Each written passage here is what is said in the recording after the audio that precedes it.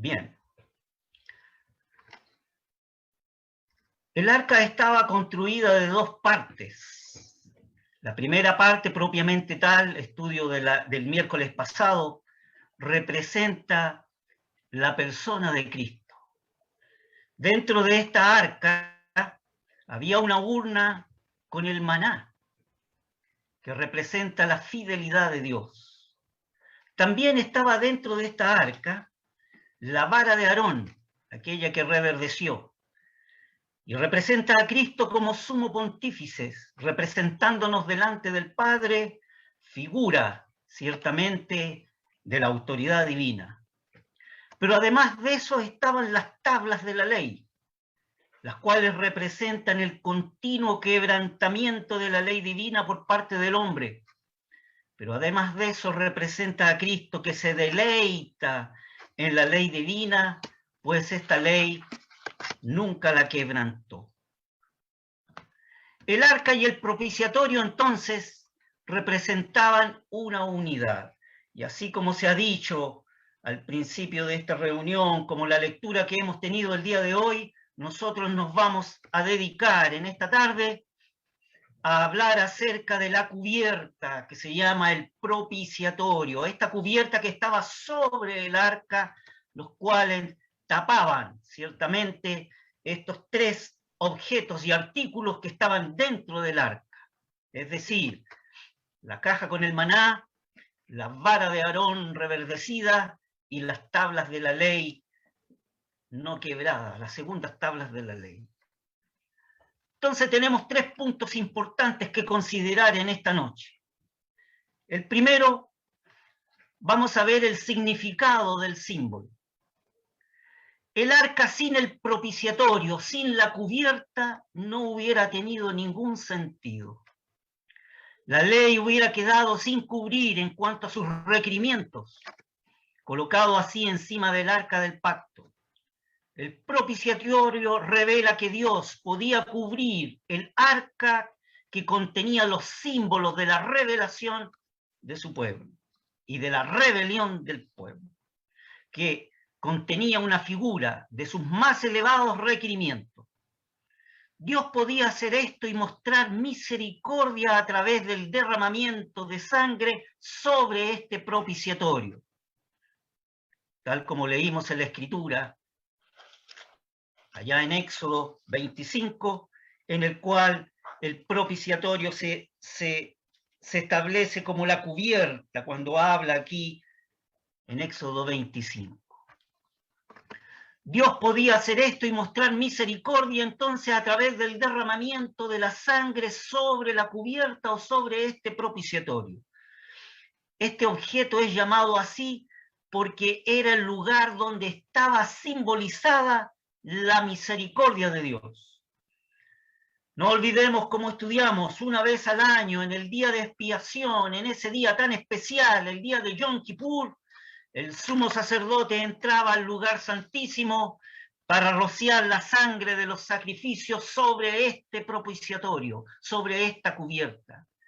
Y así los pecados del pueblo eran perdonados por un año más. Dios podía encontrarse con el hombre pecador solamente sobre la base de atender, por un lado, su justicia y por otro lado, su gracia.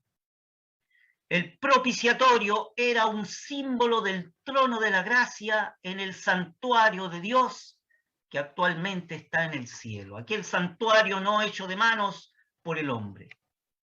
Este era además el lugar de encuentro de Dios con el pecador, y esto es un símbolo de la cruz de Cristo. Una vez que el Señor ha pagado completamente el precio del rescate, una vez que ha derramado su sangre, aquello que por cuya eficacia Él ha atravesado el velo, ahora el Señor ha venido a ser no solamente el camino de Dios, sino que Él además es el lugar de nuestro acercamiento a Dios. Todas las ofrendas del Antiguo Testamento podían cubrir el pecado tan solo temporalmente, de modo que Dios así podía tratar con el pueblo de Israel. Pero hay que destacar, queridos hermanos, queridas hermanas, que todo eso significaba remitir el pecado, transferirlo hacia la cruz de Cristo. Mientras tanto, Dios difería su juicio, lo postergaba y perdonaba al judío oferente y al pueblo porque Dios tenía en vista la cruz de Cristo. Los sacrificios del Antiguo Testamento no quitaban entonces el pecado, sino que solamente lo cubrían transitoriamente.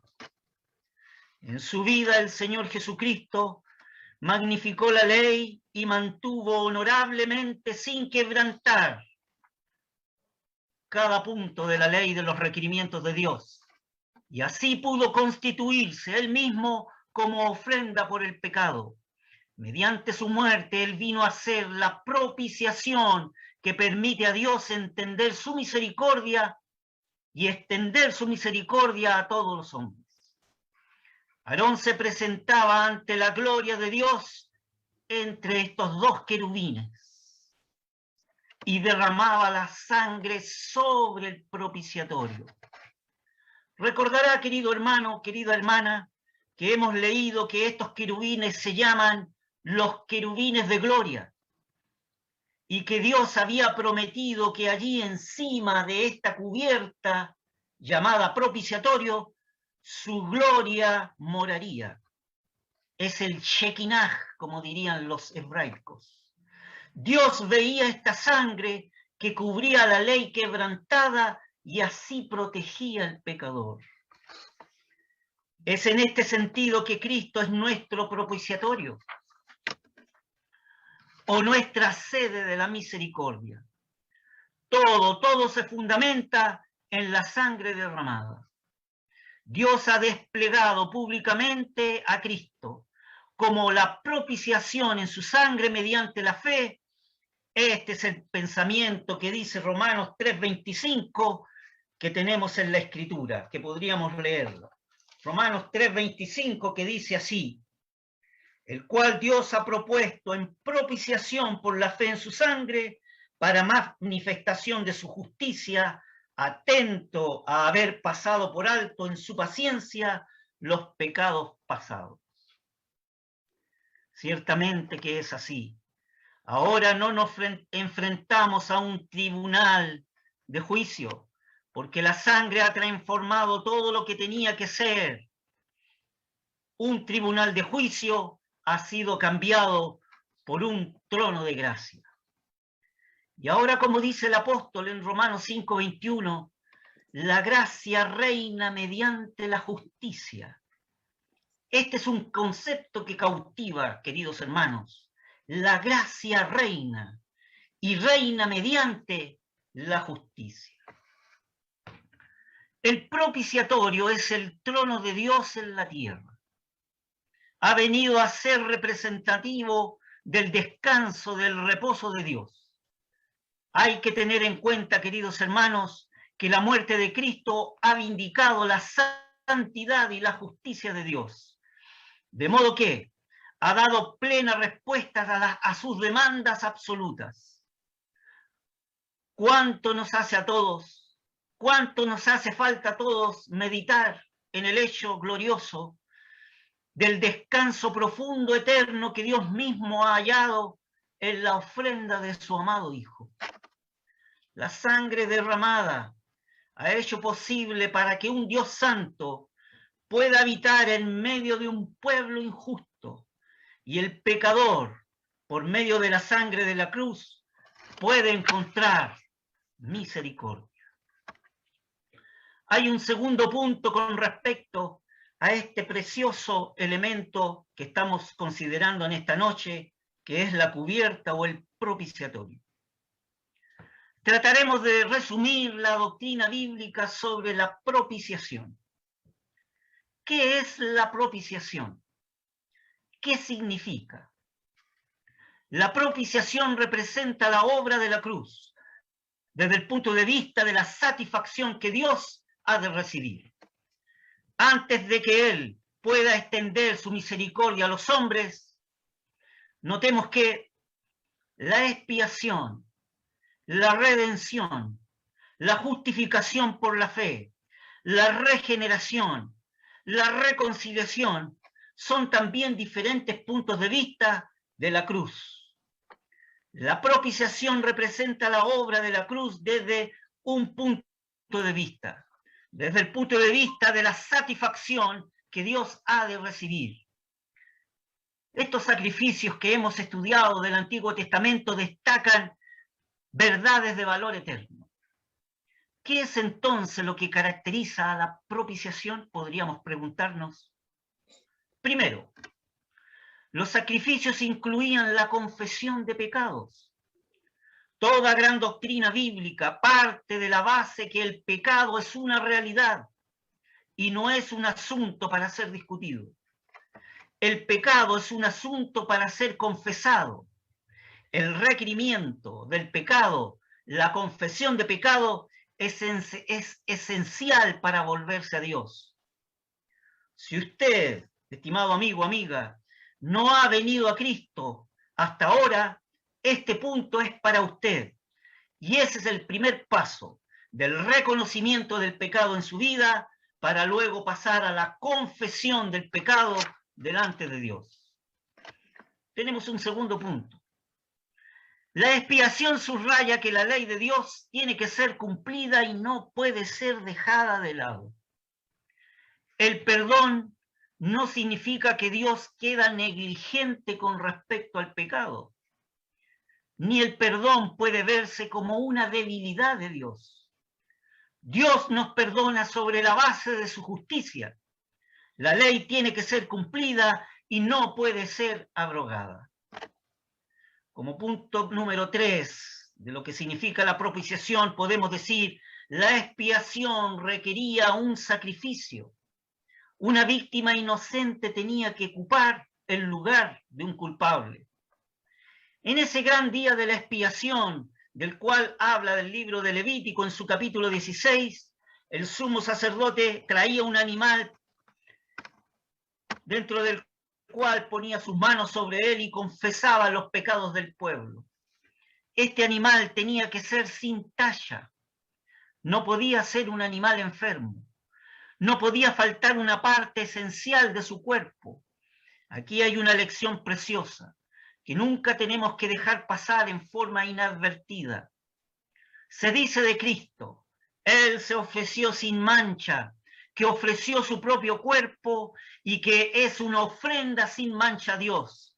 Esta es la gran lección. Por esta razón los animales tenían que ser puros y sin defectos. Pero además había otra razón. Para que los animales de los sacrificios fueran sanos, sin defectos y puros. ¿Cuál es la otra lección? Es que solamente lo mejor y lo que es digno de ser ofrecido es ofrecido a Dios. Hay un cuarto punto con respecto a la propiciación. Había derramamiento de sangre. La sangre era aplicada y el pecado era cubierto por esa sangre, por la validez de la sangre derramada. Como quinto punto podemos decir, la culpa del pecador era transferida. Había una víctima inocente que recibía la culpa de ese culpable. Todo esto nos conduce a encontrar, queridos hermanos y hermanas, un consuelo y una paz en el hecho eterno de la cruz del Señor. Como sexto punto podemos decir, la propiciación incluye todo lo anterior, que es una caracterización de la expiación, pero abarca además el concepto de la pacificación de la ira de Dios. Y esto nos conduce entonces a un tercer punto a considerar en esta noche acerca del propiciatorio. Y es el concepto de la ira de Dios. Vale la pena desarrollarlo, porque hay una enseñanza conocida como una enseñanza modernista, o la que enseña el liberalismo teológico, que pretende negar la noción de la ira de Dios. Fíjese, querido hermano, querida hermana, que Pablo enseña que lo que Cristo hizo mediante su muerte en la cruz fue pacificar la ira de Dios. Cristo, cubierto con su propia sangre, desempeña ahora el papel del propiciatorio en el gran día de la expiación. La muerte de Cristo fue propiciatoria. ¿En qué sentido? En el sentido que su muerte, Él sufrió el justo juicio de Dios por el pecado del hombre. En el mundo pagano, el concepto de apaciguar la ira de los dioses era mediante una ofrenda o un sacrificio, el cual procuraba hacerle cambiar de actitud a esos dioses. Es este aspecto del problema el que induce a los escritores modernos del día de hoy, aquellos llamados modernistas, en que han de rechazar el concepto de la propiciación. Porque ellos dicen que si se acepta que Dios fuera así propiciado, se estaría tornando al Dios de amor que habla la Biblia en una deidad caprichosa y vengativa que infligiría castigos si no lo sobornaran con sus dones y con sus ofrendas. Desde luego que los conceptos paganos no corresponden con la sublimidad del Dios del que habla la Escritura y que la Biblia revela. Fíjese que desde el punto de vista bíblico, un elemento de la ira de Dios es inherente a la naturaleza divina, pero mediante la propia provisión de Dios.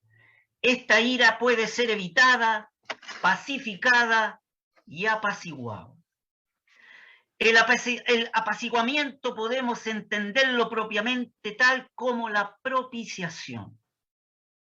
Si este vocablo es entendido con la exclusión de la idea pagana que acabamos de considerar, de un proceso de soborno a la deidad, la cual no hay tal cosa en la Escritura como un soborno en la Biblia, el término propiciación debe ser entonces utilizado con cuidado.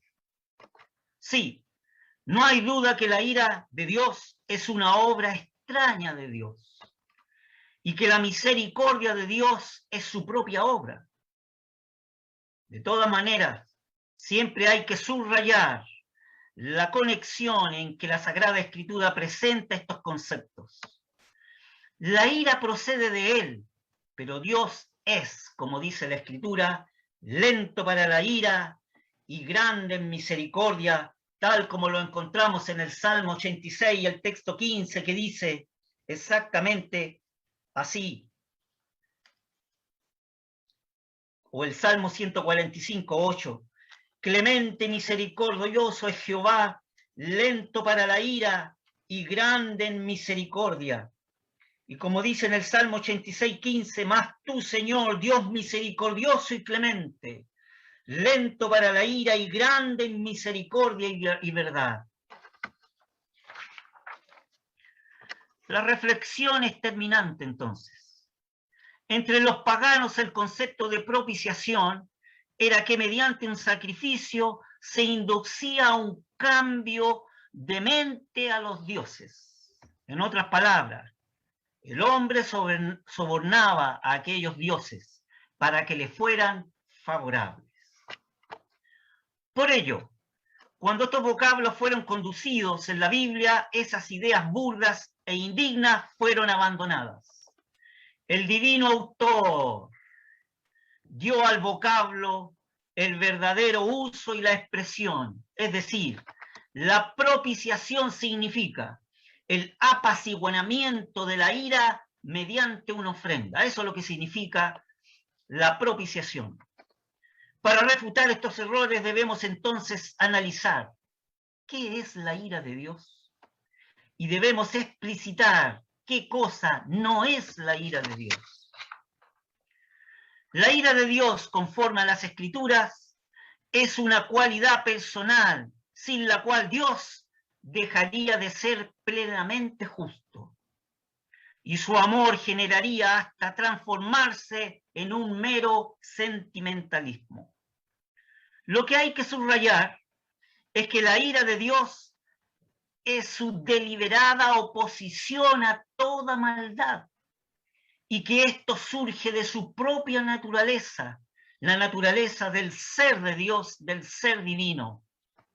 Santo, 3 veces santo. La ira de Dios no es una pasión irritada, no es una venganza exagerada, no está manchada como a veces lo está nuestra ira.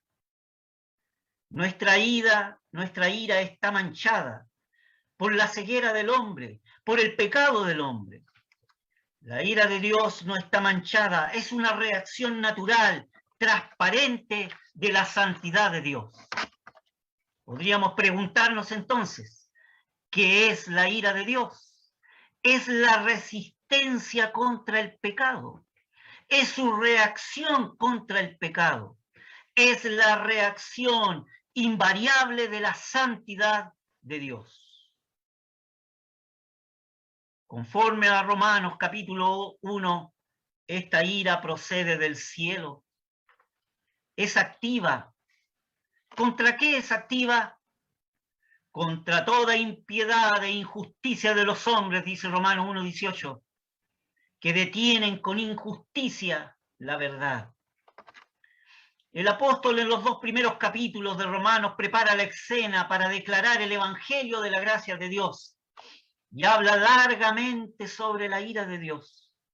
Enseña que ella es operativa en el mundo, enseña que la ira de Dios no es una actitud pasiva, sino que está operativa en el mundo y por lo tanto procede del cielo, del trono de Dios.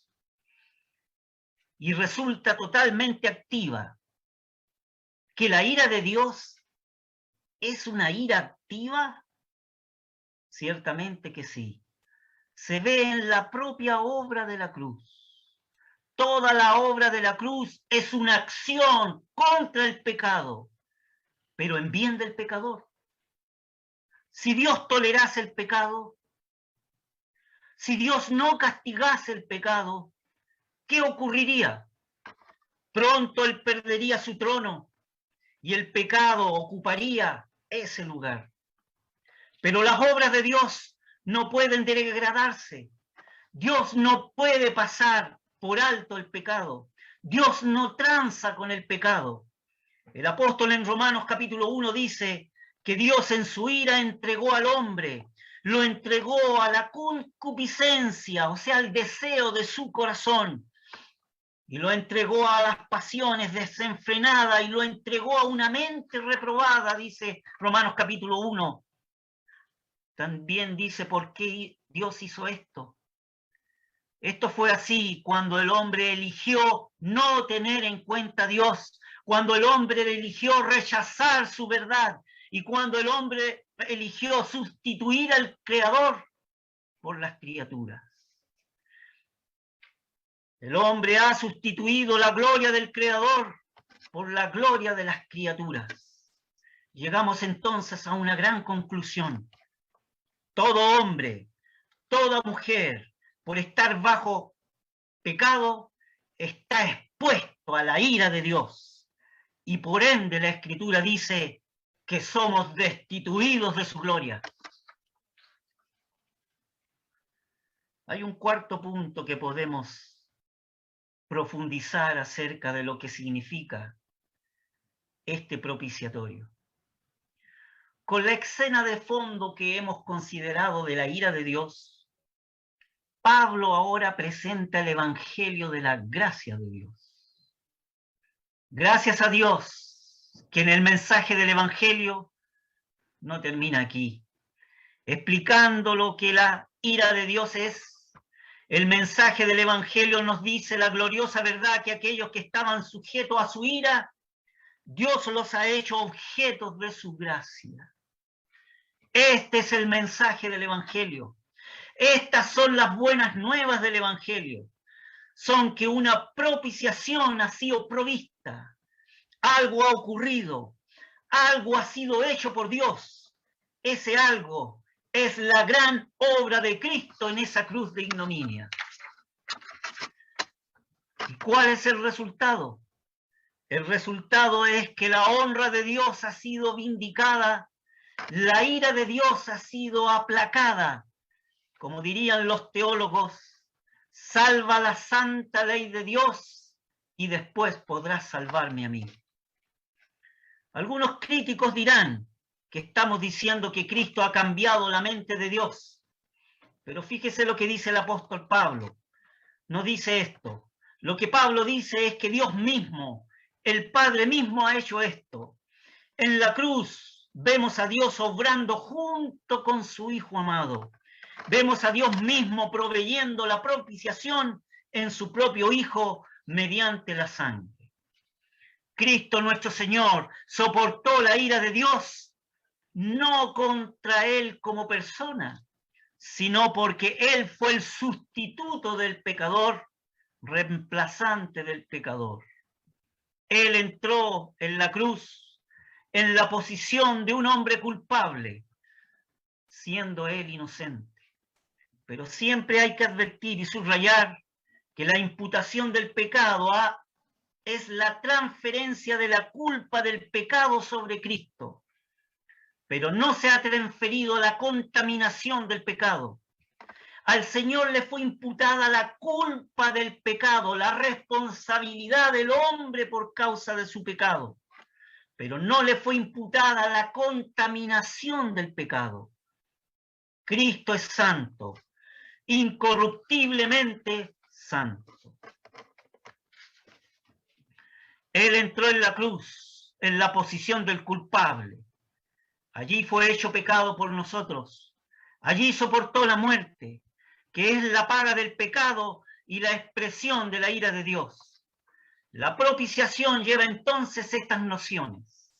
Hay alguien que ha sido ofendido, hay otro que se lo pensó, hay algo que debía ser hecho y ha sido hecho por ambos lados. Y esta es la grande y gloriosa doctrina que enseña que Dios, al que hemos nosotros ofendido con nuestro pecado, ha provisto Él mismo el medio del perdón.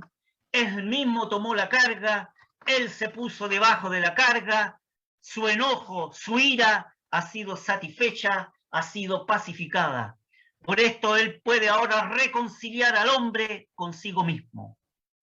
Cuando Pablo dice en Romanos 3:25, podríamos leerlo, Romanos 3:25, que dice así: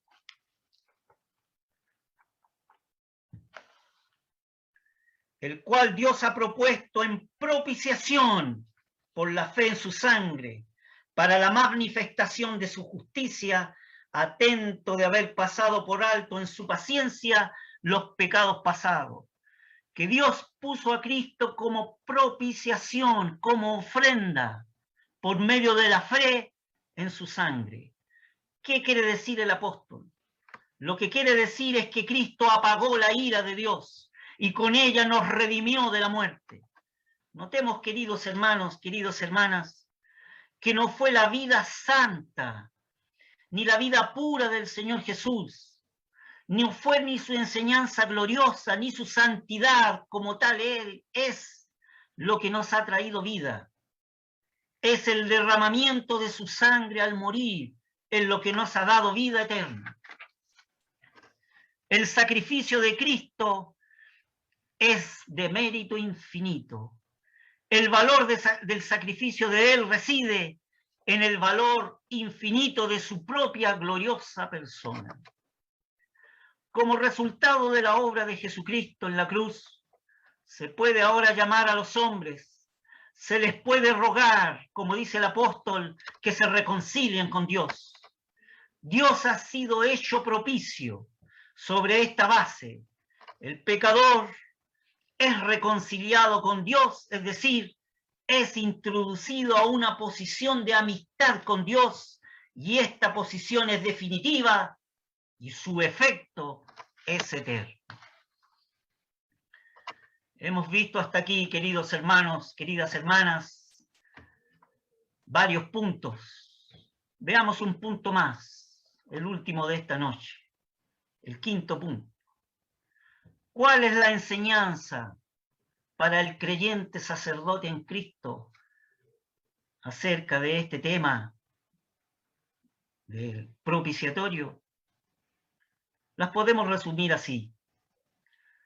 Las bendiciones de Dios para el creyente en Cristo surgen de la propiciación, la cual determina nuestra responsabilidad como sacerdotes.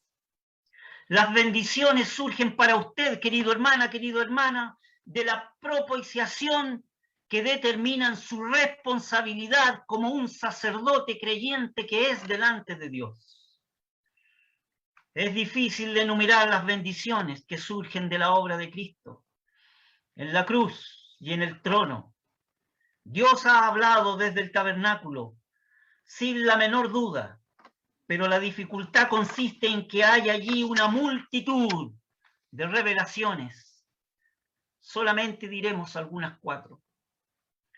Primero, el propiciatorio era el lugar donde Dios se encontraba con el pecador a través de un representante.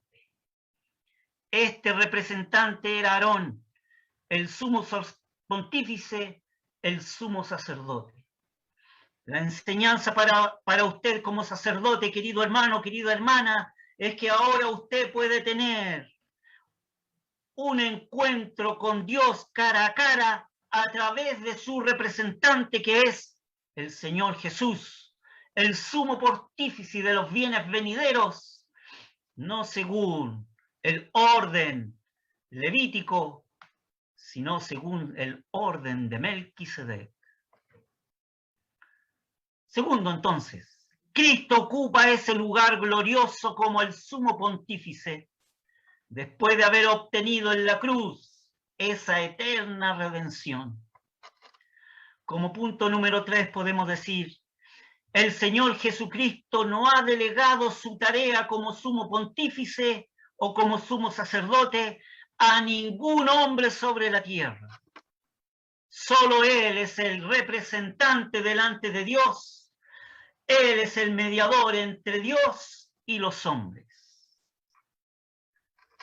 Como cuarto punto y último podríamos decir, debido a la obra de la cruz,